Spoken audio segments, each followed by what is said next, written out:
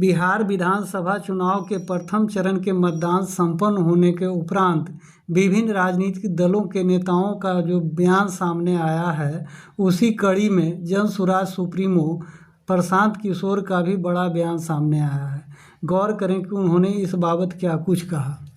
तो क्या इसमें आप खुद को कहाँ देख रहे हैं? हम बिहार में बदलाव देख रहे हैं और जितने स्वयंभू एनालिस्ट और पत्रकार एनालिस्ट हैं जो कि बता रहे थे कि उनको पता है कि बिहार में क्या होने जा रहा है, उनको जमीन पर आते हुए दिख रहे हैं, क्योंकि किसी ने ये नहीं बताया, किसी ने प्रेडिक्ट नहीं किया कि बिहार में देश के राजनीतिक इतिहास का मतलब बिहार के राजनीतिक इतिहास में सबसे ज्यादा वोट होने जा रहा है। और इतनी बड़ी संख्या में जो पोलिंग हुई है, ये दिखाता है कि बिहार में बदलाव बिल्कुल होने जा रहा है निश्चित तौर पर। और बिहार में इस बार चुनाव में महिला एक्स फैक्टर नहीं है, बिहार का युवा एक्स फैक्टर है, बिहार का प्रवासी मजदूर एक्स फैक्टर है, क्योंकि वो अपने घर की महिला को बता रहा है कि वोट इस बार किसको देना है। 10,000 रुपए के लालच में अगले 5 साल का भविष्य नहीं बेचना है। तो नीतीश कुमार का ये दाव उल्टा पड़ने वाला है, क्योंकि लोग पैसा तो लिए हैं लेकिन उनके कहने पर वोट नहीं देंगे। ये फर्क आप समझिए।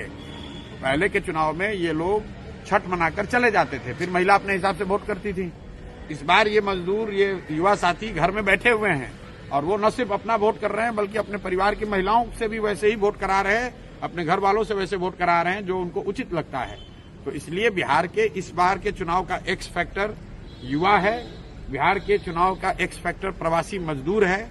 और 14 तारीख के रिजल्ट में आपको दिखेगा। कोई आदमी अगर इसको इग्नोर कर रहा है तो उसको 14 तारीख को प्राइम मिनिस्टर का स्पीच बदल गया है, वो अब गाने गा रहे हैं, कट्टों की बात कर रहे हैं गानों में, वो आरजेडी को कहीं न कहीं घेर रहे हैं। तो घेर नहीं रहे, आरजेडी का डर दिखाकर वोट ले रहे हैं, क्योंकि अपने पास कहने के लिए कुछ नहीं है।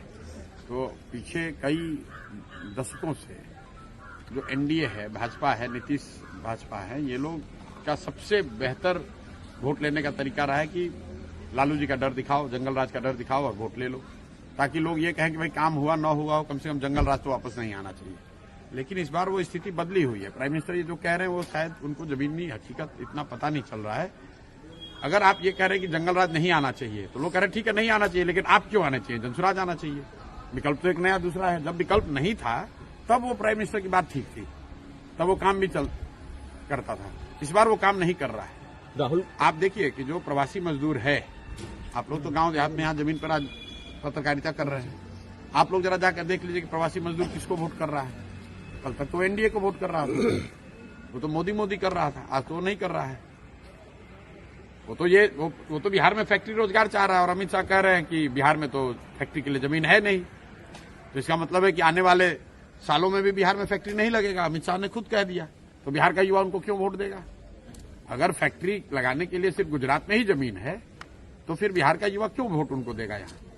और ये पूछिए आप लोग कि अगर फैक्ट्री के लिए जमीन नहीं है तो ये जो बड़ा बड़ा सड़क सब बना है, जिसमें कि यहाँ पंजाब, आप बंगाल को गुजरात से जोड़ रहे हैं, वो सड़क बनाने के लिए जमीन बिहार में कहाँ से मिले?